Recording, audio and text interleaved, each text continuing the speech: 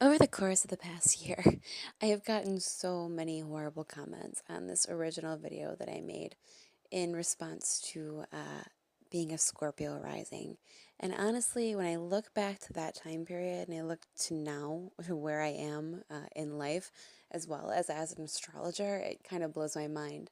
But I have kept that up there, mainly because I am a Scorpio rising, and I don't really the crazy feedback doesn't really bother me too much. I don't mind hearing the adversity, and in my opinion, it's actually kind of shocking to me that the worst comments I've ever received are on my Scorpio videos.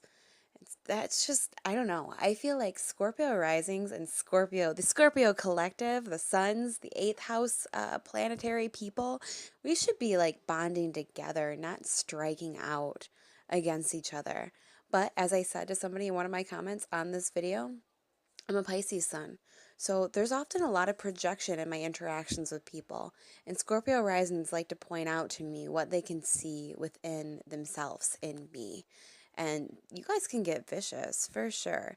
So, what does it mean to be a Scorpio rising?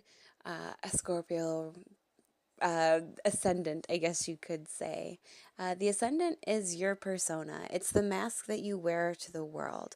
Now, I've also received a bunch of backlash on that, and I'm sorry, I don't need to hear your opinion on what an ascendant is. I have a very good understanding of what that means. It is what I see when I look in the mirror. It's the personality that I project outward. It's what you're picking up right now while listening to my voice. All of that is my Scorpio ascendant. Um, it's how I project myself into the world around me, as well as the way that I am perceived by others. This mysterious, slightly scary, maybe even intimidating force. My moon and Pluto are both in my first house as well. So that does soften me up a little bit for a Scorpio rising. But essentially, a Scorpio rising goes through life with an intensity to them. Your ascendant is going to cover your entire life or color your entire life. I apologize. Due to the fact that your rising sign will rule over all of the houses within your chart. Um, if you don't have interceptions, that is. Each of us Scorpio risings have the same house placements. We have Gemini in our eighth house, which is the house technically of our ruler, Scorpio.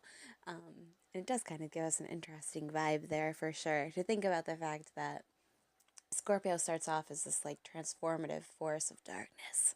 Just kidding. I just really like the way that sounded. Um, the ruler of our eighth house is in turn the sign of communication. So we're given the ability to come back and explain what we see in a very dark way. And that can be scary to people, definitely. Especially because we seem so detached in our explanations of the darkness. With Gemini there, and Gemini for anybody who may be viewing this, Gemini anywhere in your chart is going to aid in this disconnect, definitely. Um, but placing it within our eighth house, it gives us the ability to communicate and talk about what we see on our journeys as these prominent figures of Plutonian energy. Now, as I began to say, I think in my original video, and actually I haven't even listened to that in probably, I don't know, 9 months or something. uh, Scorpio risings are always very aware of their surroundings. They're aware of what's going on around them. They're able to see everything that's going on around them. And I don't say that from an arrogant perspective. I say that from the perspective that it's true. A Scorpio rising walks into a room and you're aware of everything that's going on within that room, unless you are somehow very, very disconnected from your Plutonian energy, which is possible. I spent a very good majority of my life not really paying attention to everything that was kind of transpiring around me because I got extreme paranoia from being able to pick up everything. At this point in my life, it's what it is. I am very much so in control of myself within my environment, and that is something that all Scorpio risings will definitely be able to resonate with. The need to be in control of yourself in any sort of situation, but also the need to kind of have the ability to play puppet master. Now, I say that and I don't mean that from a place of um, shitty Plutonian power. I just mean that Scorpio risings know how to kind of push energy in the direction that they want it to go in order to make certain things happen. Uh, with that being said, there's nothing funnier to me, really, than to watch a Scorpio rising and a Scorpio sun interact, because we tend to really scare the shit out of Scorpio suns sometimes. Especially because in Sinistry, most of the time, those Scorpio suns, their sun is sitting in our first house.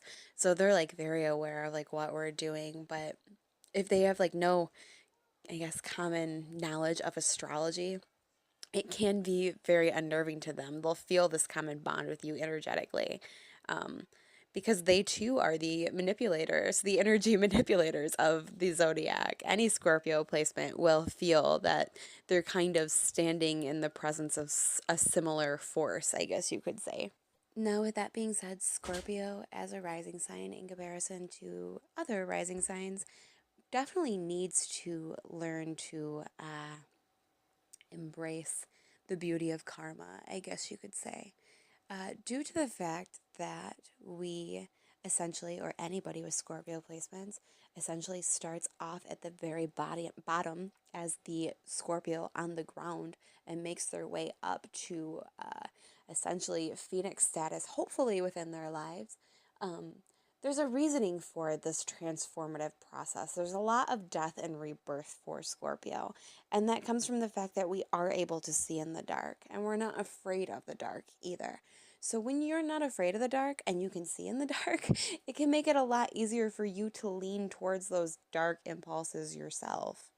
But the more advanced Scorpio rising of them all will be able to kind of be aware of the dark, still be able to see in the dark, and to not be afraid of the dark without allowing it to kind of take over their lives, withholding this moral code in a sense and kind of embodying the principles of their third house of Capricorn, where you are able to kind of uphold to your word and not do horrible things in your spare time.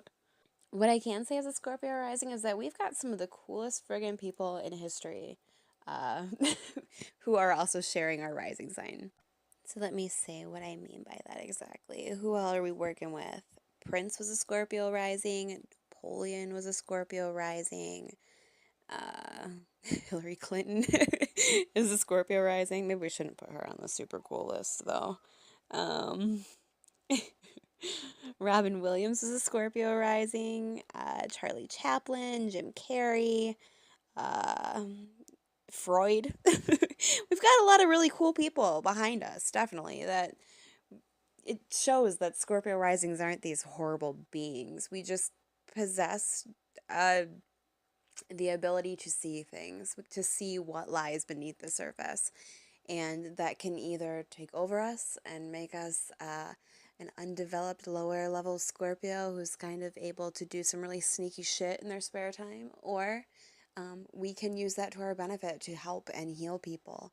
Uh, I've read many times that Scorpio risings, you can spot us due to the fact that we look like vampires. And I hate it when people say that. Or when people get really generic about Scorpio risings loving black and loving the darkness. I'm not really that super dark of a Scorpio rising myself. I don't know. I mean, maybe my Venus and Taurus assists in that. But I think that that's kind of one that we should debunk and get out of there. I can definitely say that the easiest way to spot a Scorpio rising is by the eyes. There is an intensity in the eyes, definitely. And even if you're a Scorpio rising like me, who has your moon and Pluto in the first, or more so the moon in this reference, you can still see the intensity in my eyes, even though there is like kind of a lunar undertone to it that makes it a little bit more watery and emotional. There is a look, and even as a child, I remember having my friends call it the Lydia look. We just give off this glare, this presence that says, don't mess with me. And it doesn't matter what your sun sign is. If you have a softer sun, it's definitely going to flavor it a lot differently for you. But yeah, my Scorpio rising friends are honestly my closest homies in crime. These are the people that it's your soul group. These are the people that I can go to and talk about what's going on in my life. And for one thing, no judgment whatsoever, because we're all fucking crazy. But also, there's similar life paths there. So I wanted to redo this video and kind of point all those things out. What it's like to be a Scorpio rising.